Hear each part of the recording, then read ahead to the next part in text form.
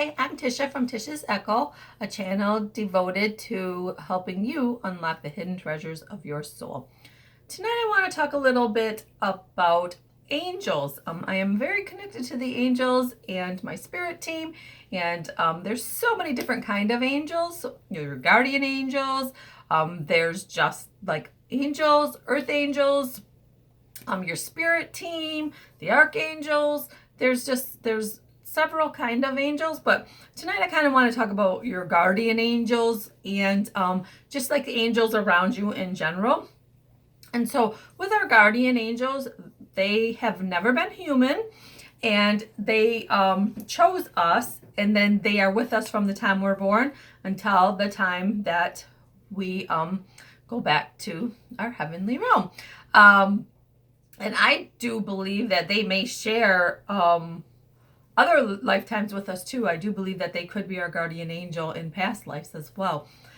So they've never been a human, and they are with us, and they are our angel, our guardian angel, and nobody else's. So you have, and I believe we each have at least two, maybe more, that are with us all the time. And they all have different personalities, and I feel like they have functions that they serve in our life. I'll share a couple of my experiences with my guardian angels. So one day I wanted to find out my guardian angel's name. So I just kind of took some deep breaths and I asked for their name, and Sarah popped in my head. The name just popped in my head. So I asked her to validate that her name was Sarah. And so literally 10-15 minutes later, my daughter picked me up. We went out to eat, and my waitress's name was Sarah.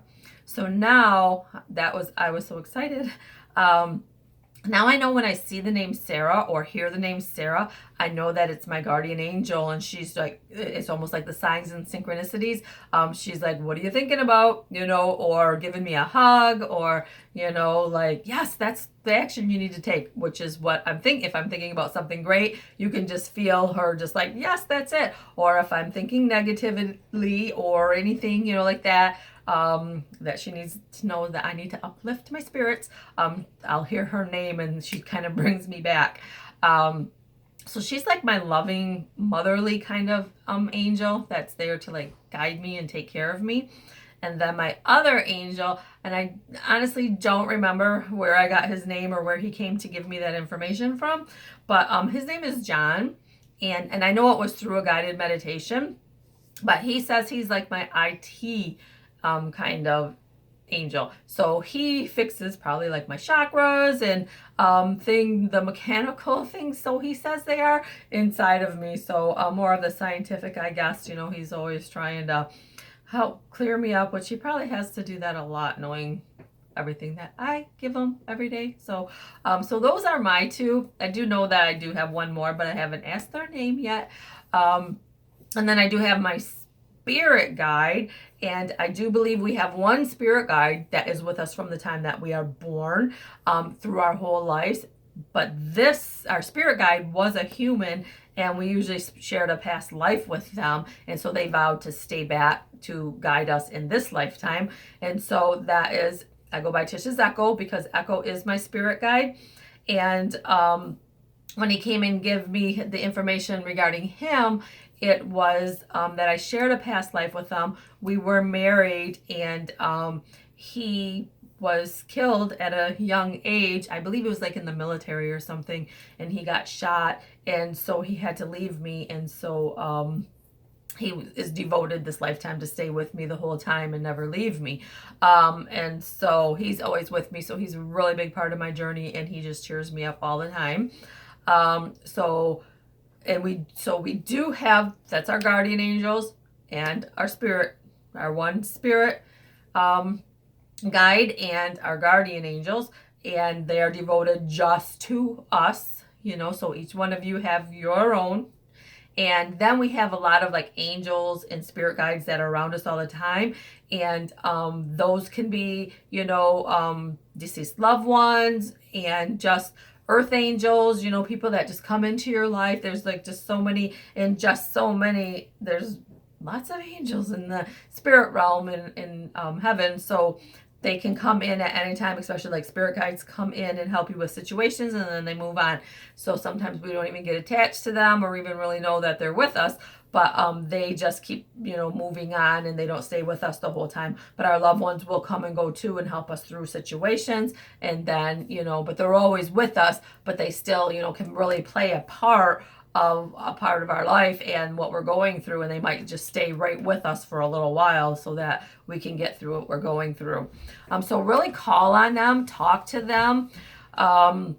And ways to really connect with your angels is I highly recommend like talking to them, and then just kind of listen. Make sure you listen. And a lot of times it is the little voice in your head. You feel like you're kind of talking to yourself, and if you really pay attention, and you're answering yourself, that's really your angels answering you. And I bet some of you even argue with yourselves and you're kind of arguing with your angels, because your angels are telling you one thing and you want to do another. So I guarantee that most of you have had that experience too, where you got this little conversation going on in your head and you're kind of arguing with each other. But it really is your angels if you really think of it, and if you really talk to them in a loving, kind way, and you'll see that they just fill you with love and light, especially when you're feeling down and you just speak. You will feel this overwhelming love shining above you, down on you. But other ways that you can connect is like through meditation and listen for the message. Maybe when you go to bed at night, ask them to come into your dream, and give you messages, because then you're almost in a meditative state. You're out where they can, reach us. But a lot of times we don't remember our dreams in the morning, but there may be a time within the next couple of weeks that you might have like an aha moment, like, oh my God, that's deja vu. How did I know that answer? So kind of know that that's where that would have came from. But you can also like go for long walks, be out in nature, sing, dance, use your creativity. When you are in all them states of mind, they're almost like a meditative state, because you're out of your head. I always think of meditation as, and I know there's several different ways to meditate, but it's getting out of your head. So if you're singing and dancing and being creative in that, you're not in your head thinking and worrying and stressing over your daily activities or what else is going on in your life. You're just actually being free, and that's when the angels can really connect to you as well. Signs that you're being visited by your angels could be like dream visitations. I know that deceased loved ones love to come visit us in our dreams, and those are real visitations. And you can notice a smell. If you're just walking, all of a sudden you smell something and it reminds you of, a loved one or whatnot, then, know that they are really there visiting you. And rainbows and feathers and coins, those are all signs that our angels are with us. And like synchronicities, they always give us the signs and the synchronicities, like I always say, as like all of a sudden Sarah will come out, or even Echo. I see Echo's name all the time, So, and when John's name appears, I'm thinking, oh boy, I got some fixing to do in my head. So, those are ways that they're showing us that they're there. But you can also feel like little tingles in your head. It can feel like somebody's patting you on the shoulder. And a lot of it is feeling that love within us. It's just like when you just get this rush of love in your heart, or this peacefulness in your heart that kind of comes from nowhere. But it could also come if you're praying and talking to them. You'll feel that their presence is with you, So there are several ways that, and it's unique to you, you know what I mean? Because if your grandma loved red roses, and you see a red rose or smell a red rose, you can connect that to her, so each individual in your life, or your angels, and like me with Sarah, it's just, you just know. So those are ways that you know that your angels are with you and that you can connect with them. So, but I just highly, I have conversations with my angels all the time. So, and it's really a wonderful thing, and it brings so much peace and joy into my life, just knowing that they're there. And I'll share one experience. I had to drive an hour and a half away. So I was just talking to my angels, listening to spiritual tapes, and all of a sudden my passenger didn't have their seatbelt on. The little light came on in my car, and I was like, what? So their energy was so present that they were actually in the seat next to me, and my passenger seatbelt light came on saying my passenger needed to buckle up.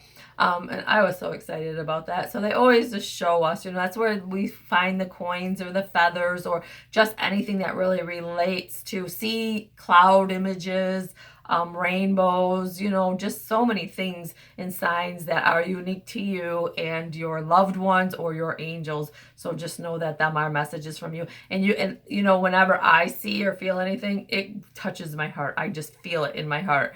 And they give you signs in your gut too, you know what I mean? They're the ones there too that's like, nope, this direction, so it's just really paying attention to that because they really are. And I just wanted to mention one more thing and then I will let you go, that your angels it's free will, so they cannot connect you or help you or do anything without you asking them. So you really need to communicate with them and let them know that you are open to them helping you and that you want their help. And kind of be more specific too. You can't just like really be like, hey, yeah, just help me whenever, whatever, which they know that they can once you say that. But they really want you to talk to them through each situation in your life, and what you're really pouring out your heart to them really helps them heal you. And that bond, I guess, that relationship really gets built, and so that you will feel them step in. So on that note, I will send you lots of love, light, and angel blessings, and start talking to your angels today. I guess one more thing too is you can write them letters. That's another thing, is just like write them letters, and it's like you're almost, releasing them, talking to them, and they're kind of like prayers. And then maybe you can go back and look and see like that they were answered, and they might not be answered the way that you want them to be, or the prayer might not have been answered the way you want, but you would see how you got past what you were praying about or talking to them about, and you would say, oh yeah, I'm sure it was very divinely guided how you got through that. So writing them like letters, like just even a little journal, almost like you're writing them a letter, will really help to connect to them. So I will let you go this time. So love and blessings to you all.